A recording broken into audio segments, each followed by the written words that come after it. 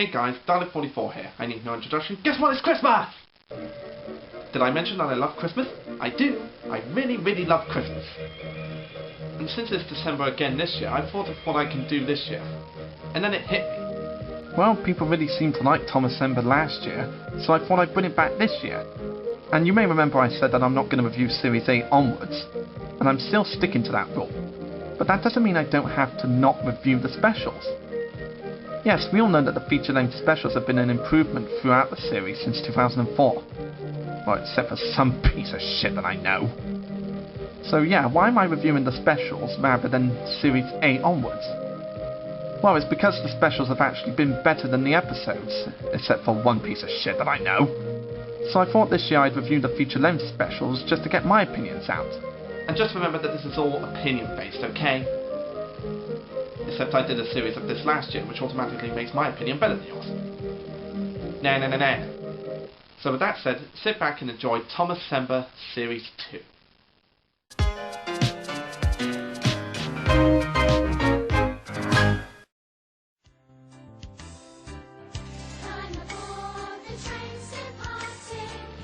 You want to know what I think of Corn Origins? It sucks. There you go, the end. No, I wouldn't do that to you guys. But seriously, I was not looking forward to watching this special again after all these years. You want to know why? Well, I'll explain the story real quick before we go into any details.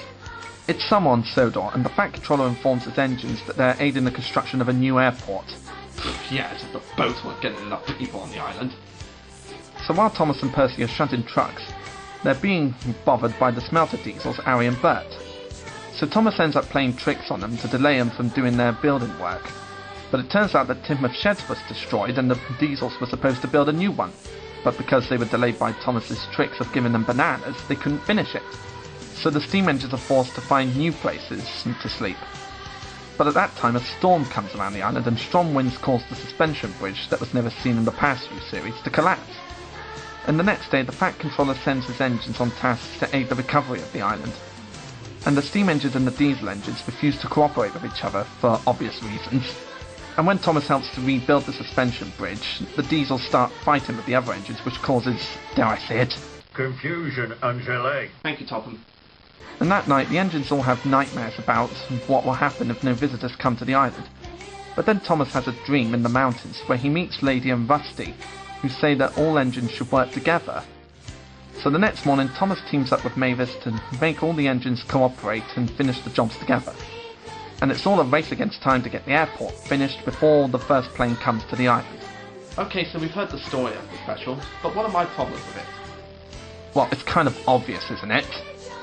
Diesel 10 as a freaking good guy. Why the hell would they do that? That's completely out of character for him.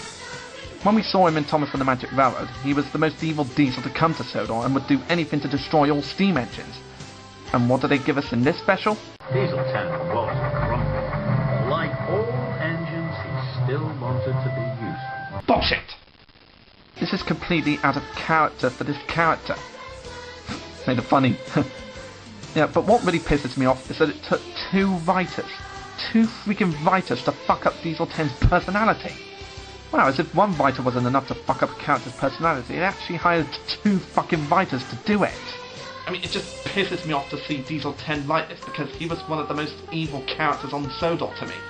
And it's just completely out of character to see him being all nice and happy-go-lucky. And it's... And the other problem I have with this special that I didn't have in the past was the lesson. Well, I actually really do like the lesson that this special is trying to give out. If you work together and put your differences aside, then you can get a job done faster. But the only problem I have with this is that the engines never remember it for future reference, which makes the lesson pointless. So why do you even bother making a message for a kids film if the characters are going to forget the lesson anyway? It's really pointless. So why the fuck bother? Yeah, the lesson was pointless and Diesel 10 was a good guy. But I did find very few good points about this special. Like having some of the original characters make a cameo again. Like I thought it was really cool to see Rusty's original Series 4 model with Lady. That was a pretty good callback to the original series. And we did get to see some of the other characters from the old series, like Rusty, Lady, Daisy, and Mavis come back. Even Derek from Series 5 made a brief cameo in a music video. And these cameos gave us the hope that Hit would keep the characters around and allow them to come back to the series. Yeah, right. I mean, it would take a new head writer who actually read the original books to do that.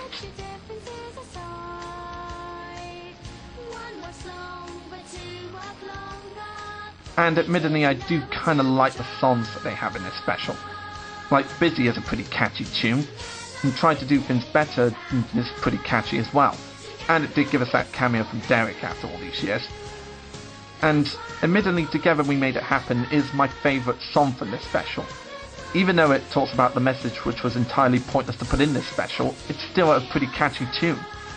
And we all know that the Engine Roll Call is a pretty crappy song, and they made a new version of it that would stick to this special. And just listen to this lyric. And no one can remember when Jimmy's worked with Diesel 10. No shit, Sherlock. So yeah, if you want a Thomas the Tank Engine special that you can make fun of and poke at every nitpick you have and what's wrong with it, then I definitely watch this one to get your criticism and anger out. But if you want a good Thomas special to introduce to your kids for generations to come, then this is not the one I would recommend. I definitely skip it. But don't worry, we have more specials to come and hopefully they'll be better than this one.